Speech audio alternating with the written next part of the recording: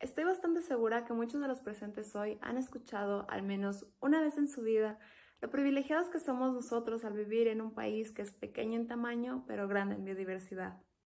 En nuestras costas, la influencia de varias corrientes marinas nos han proporcionado espacios llenos de productividad para que muchas especies se desarrollen. No obstante, este es un panorama que no todo el mundo conoce.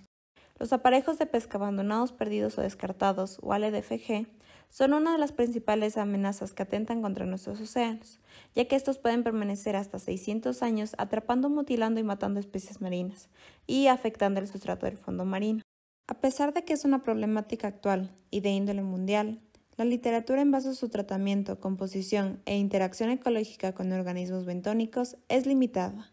Por tal razón, les presento mi trabajo de titulación, el cual forma parte de una iniciativa de la USFQ y la Universidad de Bremen para preservar, gestionar de forma sostenible y restaurar los recursos marinos en zonas de arrecifes rocosos en la costa de Esmeraldas.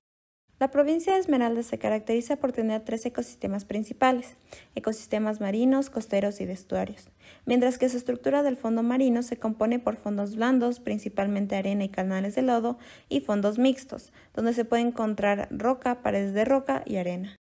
En base a estas características, los artes pesqueros utilizados para la captura de especies objetivos varían. Basados en la literatura, en Esmeraldas se utilizan principalmente 7 artes de pesca: atarraya, redes de enmalle, trasmayo, estacada, cercos de playa, líneas de mano y palangres o espineles, mismas que pueden estar fabricadas por materiales de multifilamento y monofilamento, que como sus nombres lo mencionan, se diferencian por el número de filamentos que las componen. Tomando en cuenta los antecedentes previamente mencionados, los objetivos principales de este proyecto son: identificar y caracterizar los diferentes tipos de materiales de artes de pesca que han sido abandonados, perdidos o descartados en los bajos de Atacames Esmeraldas, y documentar las interacciones de ALDFG con organismos bentónicos en los bajos de Atacames Esmeraldas. Este trabajo se llevó a cabo en la costa norte de Ecuador, dentro de la provincia de Esmeraldas. En el área de estudio se identificaron 3 principales ecosistemas marinos: arrecifes rocosos, mismos que se ubican entre los 15 y 20 metros de profundidad y se componen por rocas o piedras de diferentes tamaños que pueden disponerse de forma acumulada o dispersa. Ecosistemas de losas y grietas, los cuales se ubican entre los 13 y 15 metros de profundidad y se conforman por plataformas rocosas continuas, planas o rugosas. Y arrecifes de coral. Estos se encuentran entre los 5 y 10 metros de profundidad y, como su nombre lo menciona, se componen por varios parches de coral, además de diferentes especies de algas. Para la recolección de datos se realizaron buceos científicos en la temporada seca, que va de mayo a noviembre, y la temporada húmeda, que va de diciembre a abril, en donde se tomaron en cuenta las condiciones de mar y tiempo. En cada uno de los buceos se registraron datos de temperatura, profundidad, posicionamiento geográfico, hora de inicio-fin de la inmersión y se realizó una descripción del sitio con el nivel de intervención de las ALDFG. Por otra parte, dentro de los ecosistemas previamente señalados, se añadió en los análisis una categoría de otro, debido a que existían puntos conocidos por los pescadores locales donde existían ALDFG. Sin embargo, aquí únicamente se realizó la extracción de las mismas. Para el análisis de los datos se tomaron en cuenta 9 parámetros de acuerdo con la guía del proyecto Olive Riley del 2018 y el artículo de Timmers et al. Del 2005, mismos que se basaron en tipo de materiales de las redes, las cuales fueron clasificadas cualitativamente, el diámetro del ojo de la red, el grosor del tejido, el número de hebras, el tipo de construcción de la red en base a sus nudos, el tipo de tejido, el giro de las hebras de los filamentos, el tipo de objetos adjuntos a la muestra y las especies enredadas en la red. Se obtuvieron un total de 32 muestras, de las cuales 17 fueron subdivididas en base a los tipos de materiales que las componían, lo que condujo a un análisis de 57 redes individuales, que podían o no permanecer al mismo arte pesquero. En base al tipo de materiales y artes pesqueros, se encontró que las redes están hechas principalmente de materiales como la poliamida, polipropileno y polietileno, siendo las redes de poliamida las que se dispusieron en general en base a su construcción por nudos, mientras que las de polipropileno y polietileno contaban en su mayoría por trozos de red. Tomando en cuenta la proporción de materiales en los ecosistemas, se encontró que las redes de polietileno se presentan en mayor frecuencia a lo largo de cada uno de los ecosistemas, siendo los ecosistemas de arrecife rocoso y de coral los que poseen mayor incidencia de ALDFG. En base a estas características se lograron identificar 7 artes pesqueros: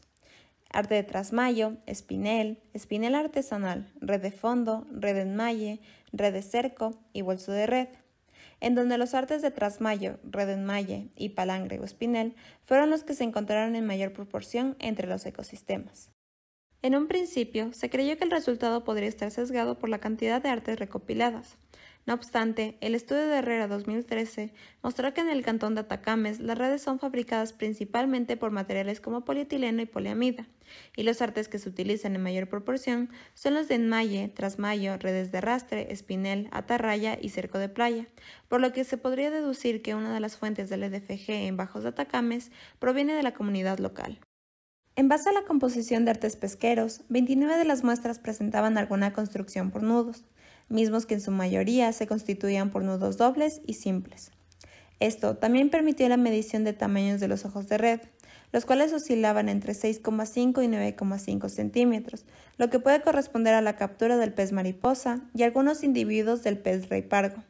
No obstante, también se tuvieron valores extremos que estuvieron entre los 2 y 2,5 centímetros para la captura de sardinas y 17,5 centímetros para el pez rey pargo.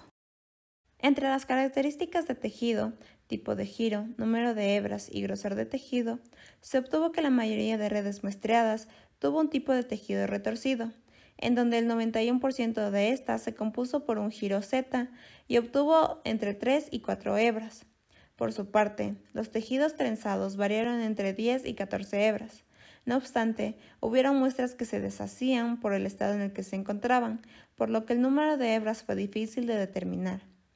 En cuanto al grosor de los tejidos, variaron entre 0,5 y 10 milímetros, siendo las redes de monofilamento las que presentaron los valores más bajos entre las muestras. Finalmente, se encontraron 7 diferentes tipos de artefactos adjuntos a las redes, donde el 48% de los objetos correspondía a los peces redondos, mismos que se relacionan directamente a los artes pesqueros abandonados, ya que todas las muestras pertenecían al arte de trasmayo,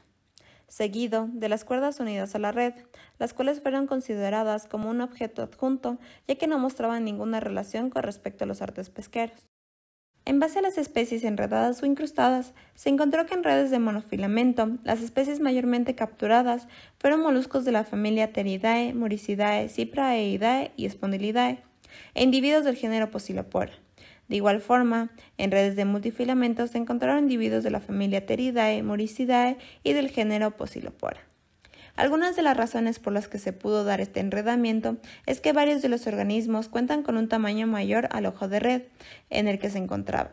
o presentan estructuras variables, como es el caso de los caracoles de roca, que presentaban espinas alrededor de su concha.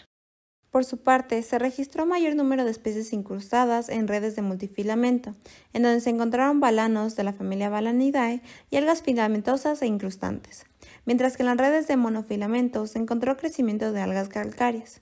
El crecimiento de estos organismos sobre materiales sintéticos nos demuestra dos principales cosas: que las sales de FG han permanecido por un tiempo prolongado en estos ecosistemas y, como resultado, las especies bentónicas comienzan a competir con las sales de FG por el espacio en los sustratos marinos. La permanencia de LDFG en estos ecosistemas podría desencadenar 3 principales problemáticas: la dispersión de especies invasoras, ya que ya se ha demostrado que pueden crecer y desarrollarse sobre sustratos sintéticos, generar trampas de sedimentos por la restricción de movimiento y se ven imposibilitados de limpiarse, e infecciones o enfermedades por microbios. Los LDFG son una problemática latente en los bajos de Atacames. En base a los resultados, podemos decir que se logró caracterizar de forma correcta cada uno de los artes pesqueros abandonados, los cuales tienen mayor incidencia en los ecosistemas de arrecife rocoso y de coral. La información recopilada sirve como línea base para los estudios de LDFGs en las costas del Ecuador y nos dan un preámbulo de cuáles son las especies que principalmente se ven afectadas por las mismas. Por su parte, la única interacción ecológica registrada en este estudio con el de la comunidad bentónica con las LDFGs es la competencia por el espacio. No obstante, aún se necesitan más estudios sobre este tema para poder determinar con certeza la influencia ecológica que las LDFGs tienen. Finalmente, quisiera agradecer a mi tutora, Judith Deckinger, a Javier Oña y a Giovanna Jacome por guiarme en todo este proceso y ayudarme en la recolección de los datos para este trabajo, al GIS y al DAD por propiciar los fondos para esta investigación, Alcosiva, por ser mi casa durante estos 4 años, y principalmente a mi familia, a mi novio y amigos que fueron parte fundamental para mi crecimiento como persona y profesional. Muchas gracias.